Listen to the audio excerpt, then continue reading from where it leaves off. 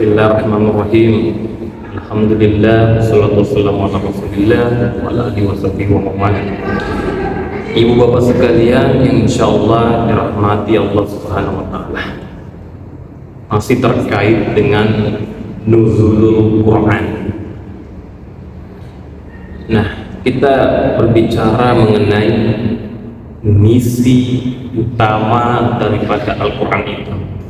Apa misi atau goals daripada Al-Quran itu? Masya Allah banyak, cuman kita singkat menjadi 5 hal.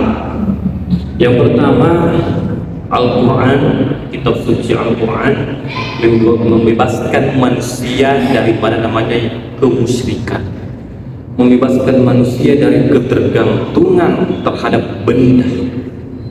Dulu di semenanjung Arabia, orang terikat daripada penyembahan berhala, menyembah Tuhan Lata, Uzza dan lain sebagainya. Dan ini setelah munculnya Al-Quran, la ilaha illallah, bahwasanya tiada Tuhan yang patut disembah selain daripada Allah subhanahu wa ta'ala. Lam yalid wa lam yakul lahu kufuwan ahad.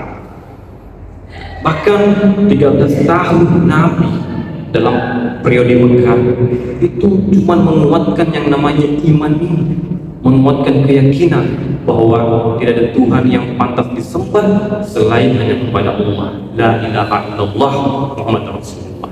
Kalau kita sudah mengucapkan ikrar seperti itu, artinya kita tidak menyembah Tuhan selain hanya kepada Allah, kita tidak meminta rezeki selain hanya kepada Allah, kita tidak meminta pertolongan selain hanya kepada Allah, kita tidak bergantung selain hanya kepada Allah. Berakar dan berurat dalam hati, membentuk kepribadian kita sehari-hari. Ini yang pertama. Nah, dewasa ini kita diajarkan bahwa pentingnya menjadi orang yang benar, bukan hanya menjadi orang yang pintar, tapi juga menjadi orang yang benar. Kalau untuk bisa menjadi orang yang benar, itu harus memiliki keyakinan, keimanan yang bagus kepada Allah subhanahu wa ta'ala. Jadi kalau pintar saja tidak cukup, harus benar dan pintar. Kalau orang pintar tapi tidak benar, itu bahaya, Pak. Bisa merusak, bukan hanya merusak dirinya, tapi merusak orang lain. Atau sebaliknya juga, bukan hanya dibutuhkan yang benar, tapi juga bukan hanya pintar tapi benar, bukan hanya benar tapi juga pintar. Tapi rasa-rasanya yang lebih penting itu, kita harus punya orang-orang yang benar, benar tauhidnya, benar sehingga benar sikapnya, jujurnya dalam kehidupan ini. Nah, pertama, Al-Quran membebaskan manusia daripada kemusyrikan, membebaskan manusia dari ketergantungan terhadap benda. Kemudian yang kedua, misi Al-Quran yaitu membebaskan manusia dari ras diskriminasi. Dari ras diskriminasi, bahwasanya dulu di semenanjung Arabia ataupun di dunia barat itu terjadi kotak-kotakan bahwa mereka hanya bersaudara berdasarkan sesama suku, sesama ras. Nah, datang Al-Quran bahwasanya ketika Nabi bersabda, orang itu, manusia itu berasal dari Adam, Adam berasal dari tanah, dan tidak ada perbedaan antara orang Arab dan bukan orang Arab. Allah tidak melihat potonganmu, tidak melihat status sosialmu, yang Allah lihat cuma hati dan amal soleh. Dan satu-satunya yang membedakan manusia dengan yang lainnya tidak lain ketakwaannya. Dalam Al-Quran, inna akramakum indallahi atqakum. Membedakan manusia yang satu dengan yang lainnya bukan karena profesinya, bukan karena jabatannya, bukan karena sukunya, tapi karena takwanya. Takwa itu membedakan manusia dari ras diskriminasi. Kita dalam sebagai seorang muslim itu mementingkan asas kemanusiaan. Dalam hal bermusyawarah, jangan terpengaruh pada hal-hal yang bersifat, kalau misalnya ada perbedaan, jangan kita marah, tapi kita bersatu sesuai dengan yang kita sepakati dan kita saling memaafkan atas perbedaan di antara kita. Kemudian yang ketiga, misi Al-Quran membebaskan manusia daripada belenggu kebodohan. Kita lihat ayat pertama yang muncul itu Iqra, baca. Artinya kau seorang muslim jangan menjadi orang yang bodoh, karena orang bodoh mengantarkan pada kemiskinan dan kemiskinan mengantarkan pada kekufuran.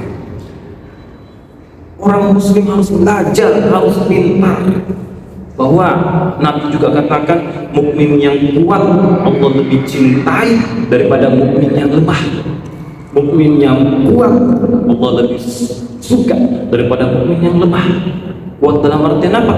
Kuat fisik bisa, kuat pengetahuan, kuat pendidikan, kuat akidah. Nah, ini yang paling utama. Kuat ekonomi, kuat dan kuat. Lebih Allah cintai daripada mukmin yang lemah. Lainnya itu Al-Quran datang membebaskan manusia dari belenggu kebodohan. Kemudian yang keempat, sisi Al-Quran membebaskan manusia dari gaya hidup sekuler. Dulu seseorang Quraisy itu tidak lagi memikirkan akhirat, tidak ada namanya akhirat. Dia hidup semau-maunya, berzina, minum minuman keras dan sebagainya tanpa batas. Datang Al-Quran bahwasanya ingat, hati-hati, ada dunia setelah, ada hidup setelah dunia, ada akhirat setelah kehidupan sekarang ini. Ada akhirat, dan apapun yang kita lakukan di dunia ini tidak ada satupun yang tidak ada satupun perbuatan yang kita lakukan di dunia ini yang tidak berpengaruh pada akhirat kita kelak. Bahwasanya jangan sampai dunia ini kita jadikan sebagai tujuan. Padahal dunia ini hanyalah alat untuk mencapai tujuan sesungguhnya, yaitu surga dan ridha Allah Subhanahu wa Ta'ala. Dan yang terakhir, misi Al-Quran membebaskan manusia dari perbudakan. Dulu sebelum Al-Quran muncul, manusia apalagi perempuan itu hanya sebagai budak, tidak ada nilainya. Tempat manusia, tempat perempuan khususnya hanya 3 tempat, yaitu di kasur, di dapur, di sumur, kasur, dapur. Ini setelah ada Al-Quran diangkat derajat manusia, diangkat derajat perempuan ketika Nabi bersabda bahwa perempuan adalah tiang negara. Kalau negara mau hebat, perempuannya harus hebat, tapi kalau perempuannya hancur, maka tumbuh kehancuran pada negara tersebut. Bapak sekalian, insya Allah dirahmati Allah, inilah 5 misi utama Al-Quran yang betul-betul dahsyat, mengubah manusia itu menjadi alam jahiliyah, menjadi alam berperadaban. Semoga kita bisa memaknainya semua dan mengamalkannya ke dalam kehidupan kita sehari-hari. Barakallahu fikum. Assalamualaikum warahmatullahi wabarakatuh.